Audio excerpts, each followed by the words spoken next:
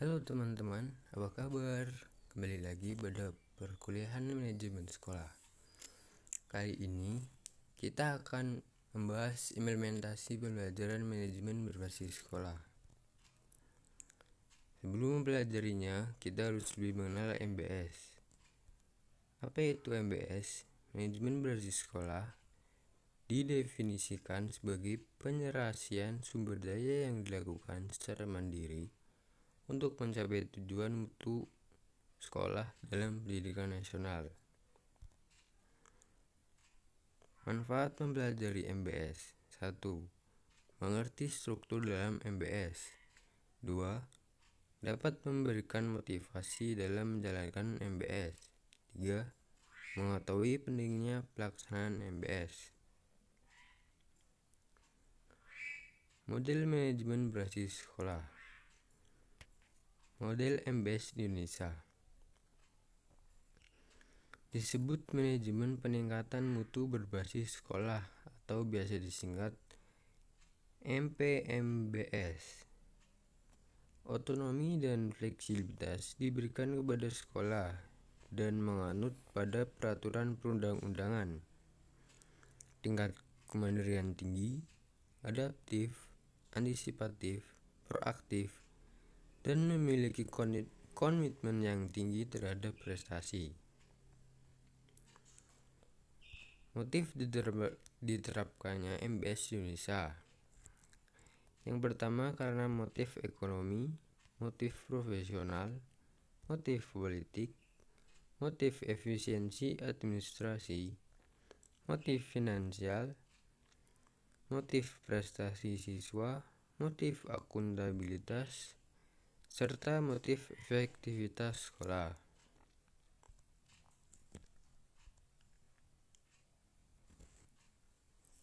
Motif efektivitas. Yang pertama, kepemimpinan yang kuat.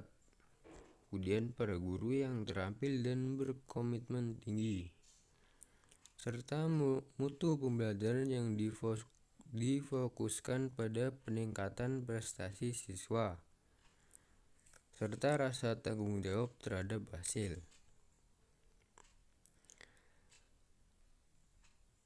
Kendala penerapan implikasi pelaksanaan MBS. Dalam penerapan MBS sendiri tentu memiliki kendala. Yang pertama, keterbatasan kualitas sumber daya manusia guru dan stakeholder sekolah. Faktor kedua, belum ada sekolah lain di sekitarnya yang dijadikan acuan pelaksanaan MBS. Ketiga, kendala pada keterbatasan dukungan dana dan stakeholder sekolah. Kendala yang lain dalam penerapan manajemen berbasis sekolah diantaranya memerlukan pelatihan, kebingungan atas peran dan tanggung jawab baru, serta kesulitan dalam koordinasi. Langkah untuk meminimalisir kendala pencapaian implementasi manajemen berbasis sekolah. Yang pertama, dengan meningkatkan mutu sumber daya manusia dan profesionalitas. Kemudian dengan mengadakan penyuluhan, serta perlunya dukungan pemerintah. Kemudian dengan mendorong siswa untuk lebih meningkatkan cara belajarnya. Karakteristik manajemen berbasis sekolah secara keseluruhan ditinjau dari segi pengelolaan, kekuasaan, atau kewenangan di tingkat sekolah. Karakteristik manajemen berbasis sekolah meliputi input pendidikan, proses pendidikan, serta output yang diharapkan. Input pendidikan meliputi memiliki kebijakan, tujuan, dan sasaran mutu yang jelas. Tersedianya sumber daya yang kompetitif dan berdedikasi, memiliki harapan prestasi yang tinggi, serta berkomitmen pada pelanggan. Kemudian dalam proses pendidikan meliputi efektivitas yang tinggi, kepemimpinan yang kuat, lingkungan sekolah yang nyaman, pengelolaan tenaga kependidikan yang efektif, tim kerja yang kompak dan dinamis, kemandirian, partisipatif, dan keterbukaan, serta evaluasi dan perbaikan secara berkelanjutan, responsif, antisipatif, komunikatif, dan akuntabilitas. Kemudian output yang diharapkan meliputi pengelolaan sekolah akan lebih desentralistik. Kemudian perubahan sekolah akan lebih mendorong oleh motivasi internal daripada diatur oleh luar sekolah. Regulasi pendidikan menjadi lebih sederhana. Kemudian peranan para pengawas bergeser dari mengontrol menjadi mempengaruhi dan mengarahkan, menjadi memfasilitasi, dan dari menghindari resiko menjadi mengelola resiko. Kemudian akan mengalami peningkatan manajemen, dapat bekerja sebagai tim, serta pengelolaan informasi akan lebih mengarah ke semua kelompok kepentingan sekolah. Ilustrasi penerapan prinsip dan akuntabilitas dalam pelaksanaan pembelajaran di kelas. Penerapan prinsip partisipasi.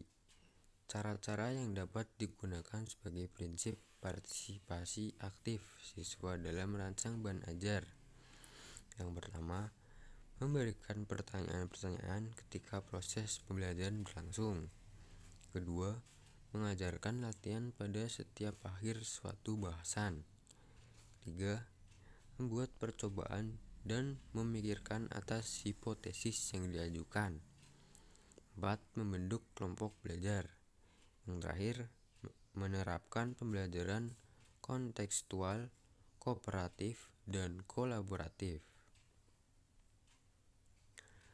Penerapan prinsip transparansi dan akuntabilitas. Transparansi guru menceritakan keadaan kelas dan sekolah mengenai kekurangan maupun kelebihan agar peserta didik termotivasi untuk ikut memperbaiki keadaan kelas. Contoh, berpartisipasi aktif dan menjuarai lomba yang diadakan baik di tingkat sekolah maupun keluar sekolah. Kemudian akuntabilitas. Akuntabilitas di dalam kelas, guru harus mampu menyiapkan dan menguasai materi bahan ajar sehingga penerapan dalam pembelajaran menjadi maksimal dan pada akhirnya standar kompetensi bisa tercapai. Faktor yang penting yang perlu diperhatikan dalam implementasi manajemen berbasis sekolah. Yang pertama, memiliki kekuasaan. Kedua, pengetahuan dan keterampilan sekolah. Ketiga, sistem informasi serta sistem penghargaan. Kesimpulan dalam semua materi ini adalah melalui penerapan manajemen berbasis sekolah, kepedulian masyarakat untuk ikut serta mengontrol dan menjaga kualitas layanan pendidikan akan lebih terbuka untuk dibangkitkan. Dengan demikian, kemandirian sekolah akan diikuti oleh daya kompetisi yang tinggi dan akuntabilitas publik yang memadai. Nah, sekian pembahasan dari saya. Mohon maaf apabila ada kesalahan, mohon dimaafkan. Terima kasih.